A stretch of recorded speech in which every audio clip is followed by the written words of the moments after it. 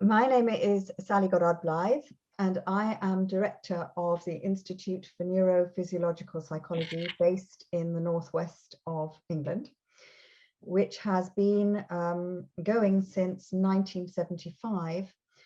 Started off as a private clinical research and training organization to investigate whether there were signs of underlying physical factors or dysfunctions in the immaturity in the functioning of the central nervous system in children presenting with specific learning difficulties, with underachievement, and with adults who were presenting with anxiety, agoraphobia, and panic disorder. If someone has a difficulty, a problem, underachievement, somewhere there will always be a reason. And I think this was the beginning of our founders' quest, was to try to investigate and identify any underlying factors that might be contributing to underachievement, to emotional distress, and to see whether those underlying factors will actually respond to specific physical remediation programs to enable those individuals to realize their potential and not to live their lives blocked by small impediments that are not immediately obvious to people on the surface. So they look normal on the outside, but somehow they don't seem to be able to be realizing what they're really capable of to help those people. Thank you, so beautiful. Why did you decide to write the book Assessing Neuromotor Readiness for Learning?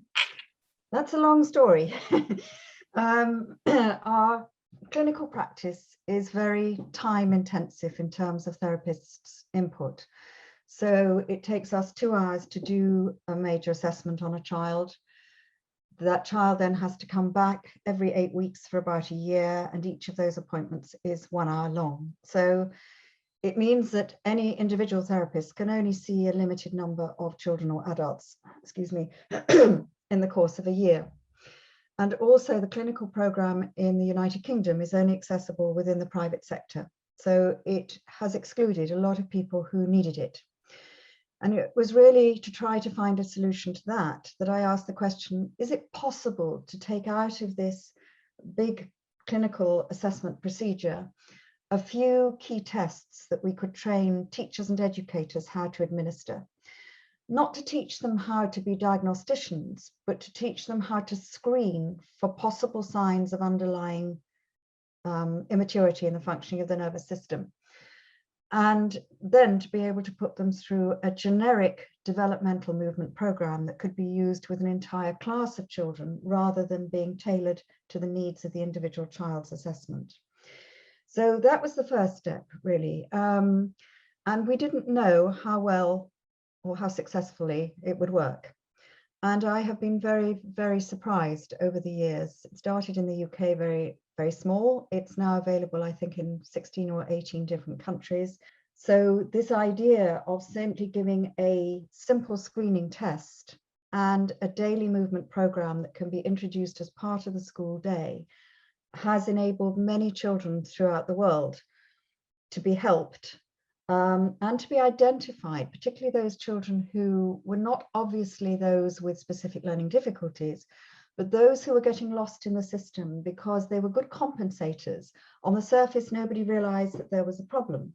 But when you start to investigate the physical, the motor capabilities of those children, you find that because of the immaturities, they have been significantly underachieving, but nobody has noticed that they were capable of doing much better. It's a great and a hard work. Who is the target audience for this book? Primarily teachers, but also educators in general, educational psychologists, and perhaps just as importantly, researchers. What would you like to wish Ukrainian parents and educators? Oh, the opportunity to provide happy and healthy lives for their children, school children, and for themselves. I think that's the best any of us can hope for.